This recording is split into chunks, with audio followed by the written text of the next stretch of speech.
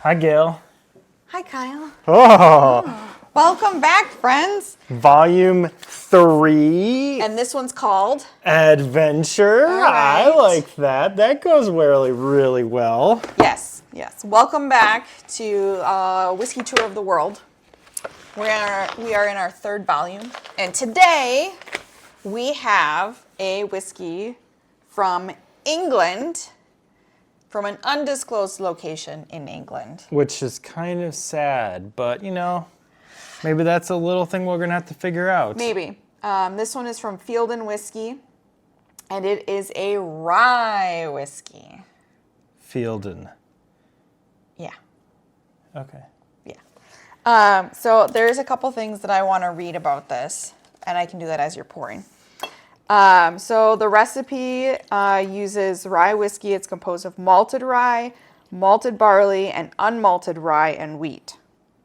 So it has 4 different types of grain in its mash bill. And then the whiskey is double distilled in both pot and column stills.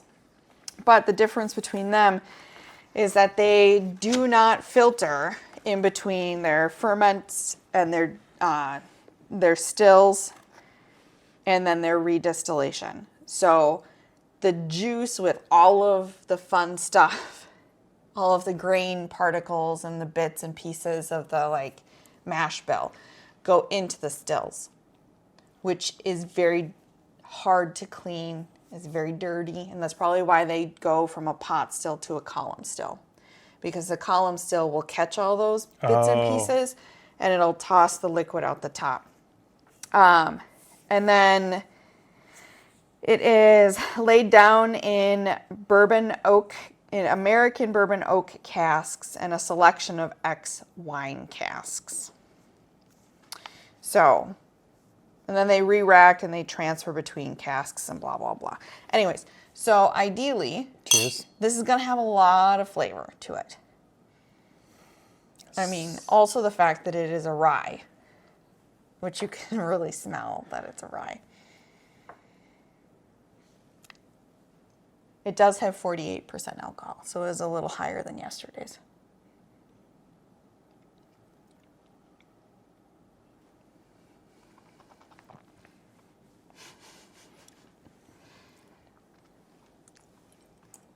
Okay, so aromas. Probably going to lose a bunch of them because I just tried it, but I get a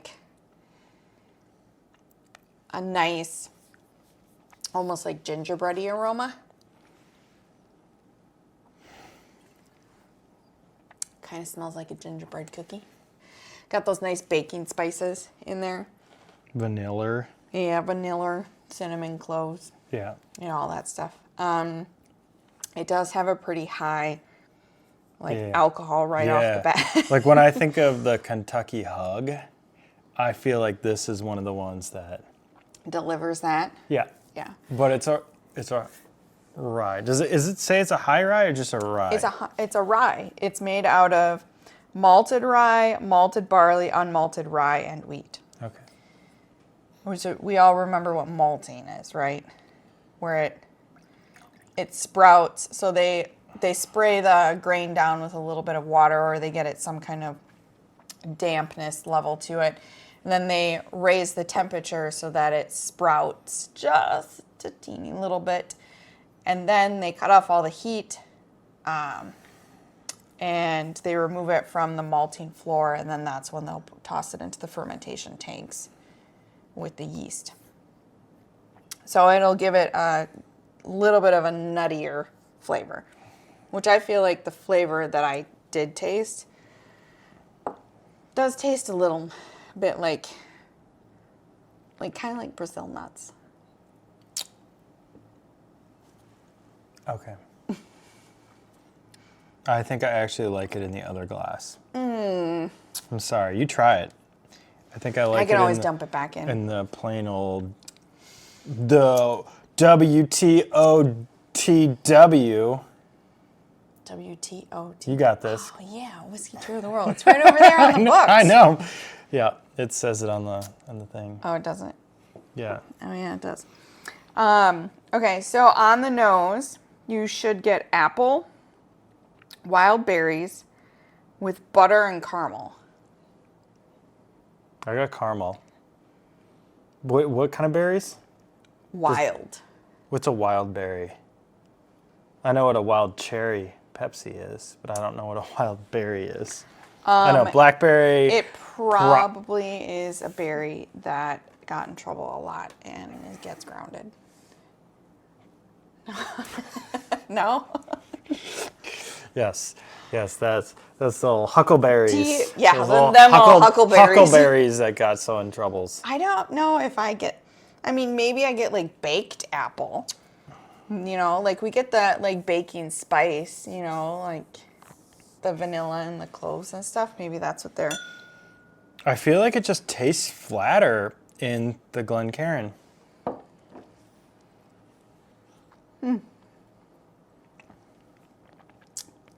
I can taste. I don't like that flavor. I can taste the X wine casks with the Glencairn. It is bitter. It is drier. It tastes acidic. So that is the red wine, the X red wine casks influence on that one.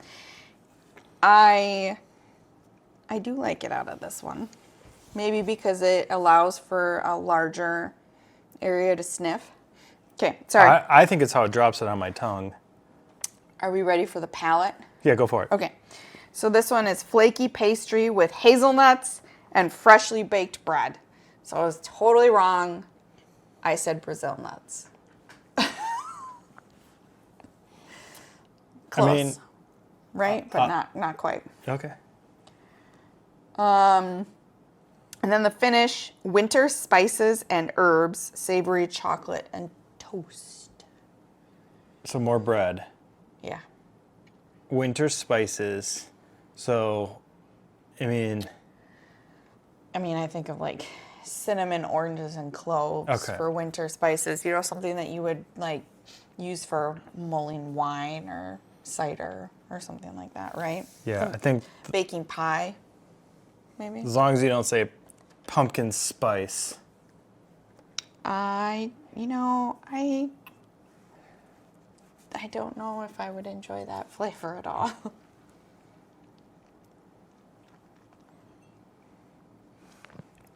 I still think this is pretty light. For a rye, Yes. it is. It does have a heavier finish, like feeling. Like initially when you drink it, it does feel very light. But as it lingers in your mouth, it leaves almost like a heavier feeling. Not necessarily, I don't feel like it's an oily viscosity. Do you know what I mean? Yeah. But it leaves like this feeling that just kind of sits and lingers on the palate. I think it's finish. pleasant. I think it's pleasant too. It definitely has a long finish, and it is noticeable. Like I feel like if I were to go like and breathe at somebody, they would be able to tell that I was drinking a rye. Yeah, I think if you graphed it, it would look like, kind of. I feel like it would and then just start kinda, slow, and then it would like it would like it doesn't jump go that up. High. It doesn't go that high. I feel like it's quite flavorful, and I feel like the finish lasts. Like I can still taste it. But I'm saying it lasts forever. I'm saying it doesn't go up like to the moon. I can't touch the moon, so it goes up to this level. Okay, and then plateaus, and does. then slowly And then it very slowly comes falls back down. off. Yeah. Yeah. I quite like it. I think it's nice. I am a little sad that they don't have a location. To be fair, it gave me coordinates. What? Oh, I got coordinate stuff. I can do all that stuff. What do you mean? They all give you coordinates on the locations. Oh, we can figure this out. But I don't know if that's accurate because when I searched online for this place, I found the website. That was easy, and there was a lot of information about the product that they made. But it didn't have a location for. I I don't think they have a distillery. That's probably it. They probably are making this product at somebody else's distillery. It's very close to the prime meridian. I'm not used to coordinates like this. It's crazy, isn't it? Okay, well, we'll find out. So it could be like a sub-brand of another whiskey, or like an experimental that somebody is starting. I don't know, but I was a little sad to find out that they didn't have an actual location. It means that it makes it harder for us to go visit. However, they would ship worldwide, so I did find that out, that we could order it and have it shipped here. It's just really expensive. It shows up next to South Park. Colorado? No. In Oxford. Sure. Yeah. In my mind, that's close to London, but I don't know really how close that is. I'll have a map later. Yeah. All right. That's all we got. All right. Bye.